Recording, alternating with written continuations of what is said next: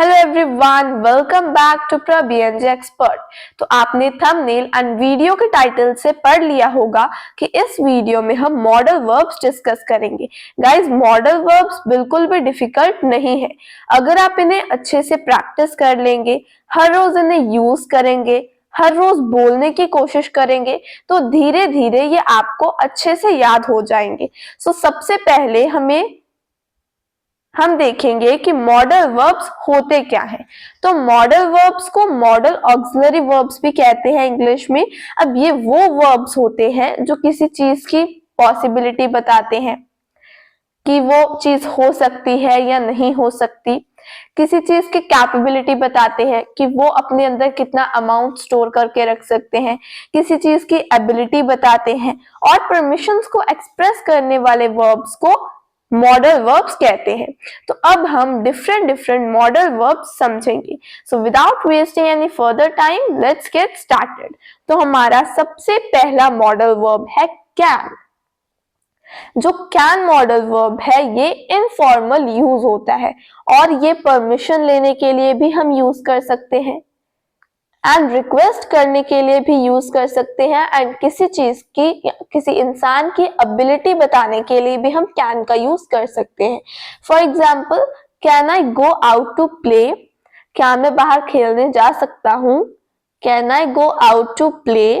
क्या मैं बाहर खेलने जा सकता हूँ? सो यहाँ पे आप परमिशन ले रही हैं कि क्या मैं बाहर खेलने के लिए जा सकता हूँ। सो परमिशन लेने के लिए हम कैन का यूज करते हैं, बट ये इनफॉर्मली यूज होता है, जैसे हम अपने फैमिली के साथ, अपने फ्रेंड्स के साथ यूज करते हैं। So it is used as informal. Next example, can I play the guitar? क्या मैं गिटार बजा सकता हूँ?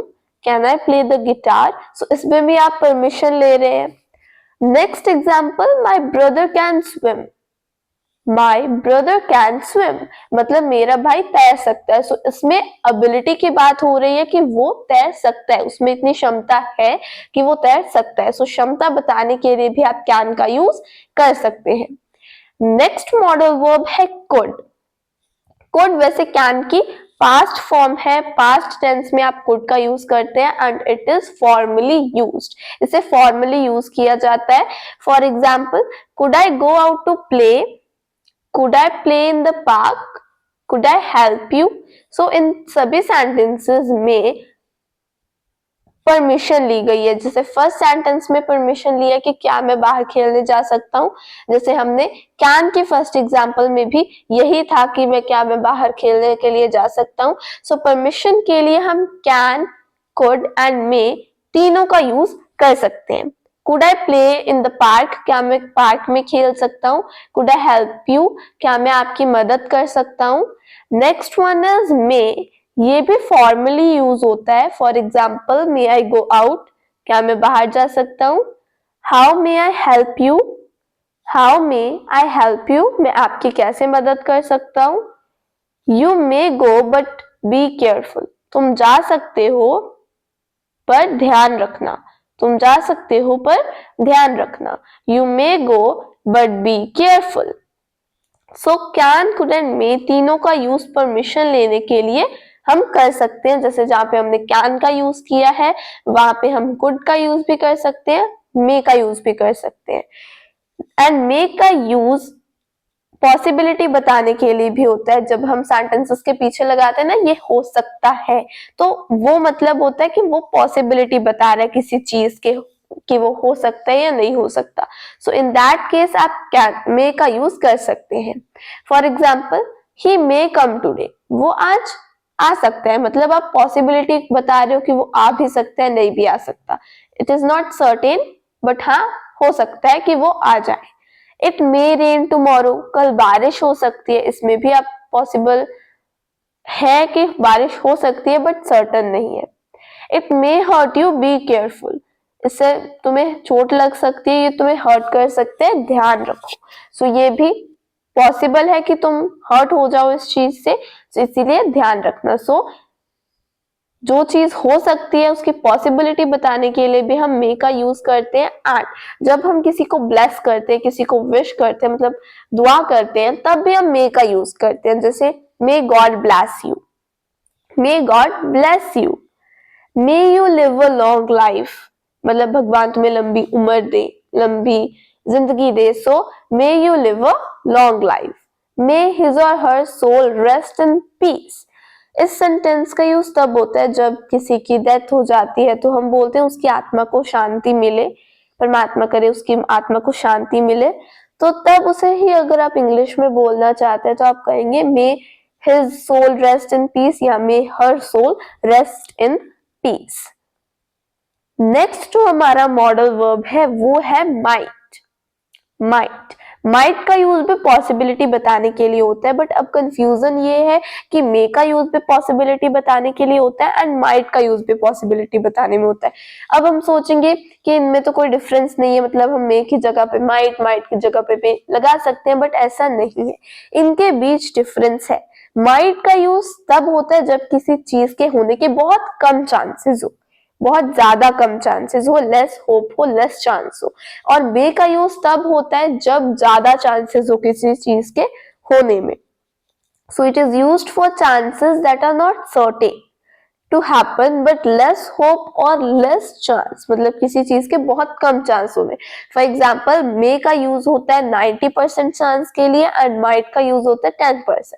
सो मतलब माइट का यूज होता है कम चांस के लिए एंड मे का यूज होता है ज्यादा चांसेस जब किसी चीज के हो, ज्यादा पॉसिबिलिटी के लिए। For example they might come today, मतलब वो आज आ सकते हैं, बात तो वही है बट बहुत कम चांसेस है कि वो आ जाए। You might miss the movie, तुम मूवी मिस कर सकते हो, मतलब तुम्हारी मूवी मिस हो सकती है। सो इसमें भी कम चांसेस है तो हमने माइट का यूज किया, अगर ज्यादा चांसेस है तो मे का यूज करेंगे। She might give you permission for going with your friends, कि अपने फ्रेंड्स के साथ जाने के लिए वो तुम्हें परमिशन शायद ही देंगे, मतलब पॉसिबल नहीं है कि वो देंगे, बहुत कम चांसेस है परमिशन देने की। सो जो नेक्स्ट हमारा मॉडल वर्ब है वो है विल। विल का यूज तब होता है जब हमने विलिंग्स, मतलब जो चीज हम करना चाहते हैं फ्यूचर में, उस चीज के लिए हम विल का यूज करेंगे। जैसे I will share it to you, मैं इसे तुम्हारे साथ शेयर करूंगा। आई विल हेल्प यू, मैं तुम्हारी हेल्प करूंगा। I will complete it till this evening, मैं आज शाम तक इसे कंप्लीट कर लूंगा। सो हम आप विलिंग्स बता रहे हैं कि हाँ अब तक ये हो जाएगा या मैं ये कर लूंगा। सो जो चीज फ्यूचर में आप करना चाहते हैं उस चीज के लिए आप विल का यूज करेंगे। बट इसका यूज सिर्फ विलिंग्स के लिए नहीं होता, इसका यूज रिक्वेस्ट के लिए भी होता है। विल यू हेल्प मी, क्या तुम मेरी मदद करोगे, तो यहाँ पे आपने रिक्वेस्ट की है। Will you do me a favour, क्या तुम मेरा एक काम करोगे। Will you do me a favour. Will you deliver the message to Rani, क्या तुम मैसेज को रानी तक डिलीवर करोगे, रानी को ये मैसेज दोगे।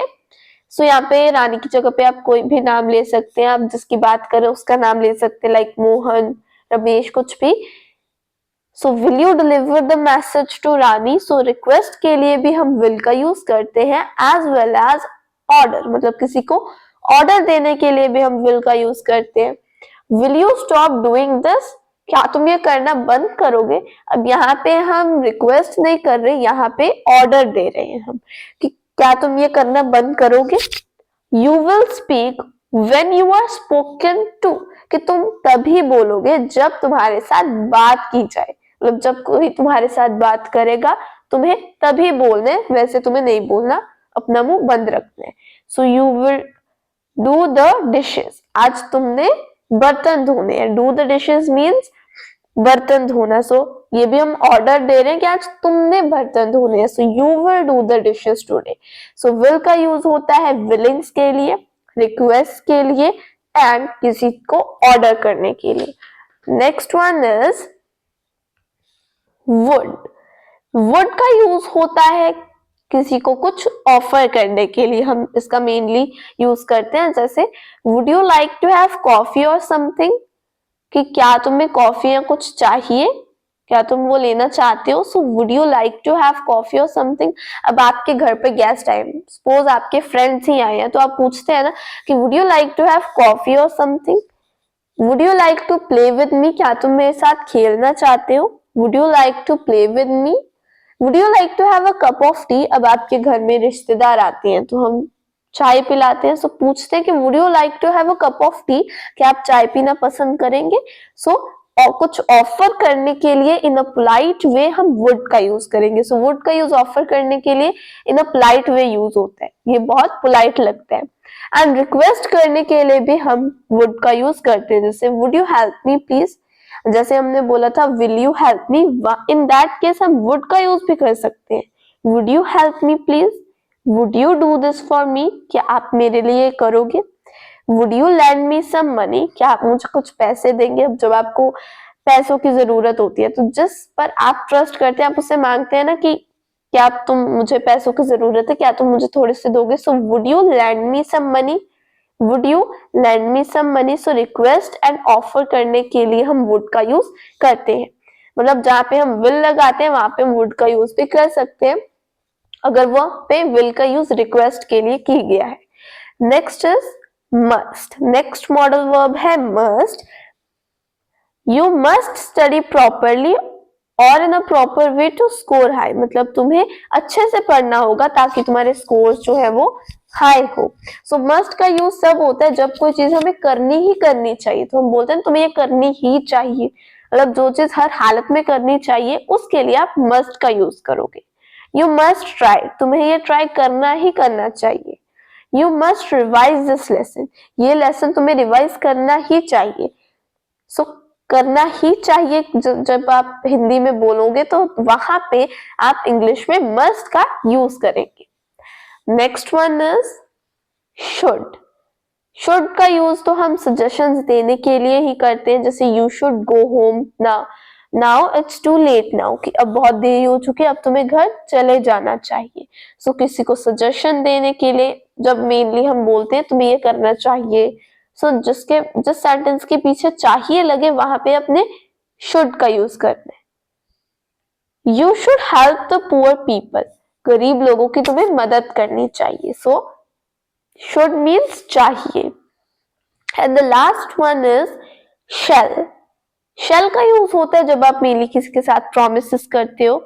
You shall be the first one to know, for example आपको जॉब मिली और आप अपने फ्रेंड को सबसे पहले बताओगे कि मुझे जॉब मिल गई है। सो आप कहोगे if I get any job you shall be the first one to know, मतलब पहले मैं तुम्हें ही बताऊंगा अगर मुझे कोई जॉब मिलेगी तो। सो प्रॉमिस किया है आपने उसके साथ कि मैं सबसे पहले तुम्हें ही बताऊंगा, you shall be the first one to know जब मुझे जॉब मिल गई।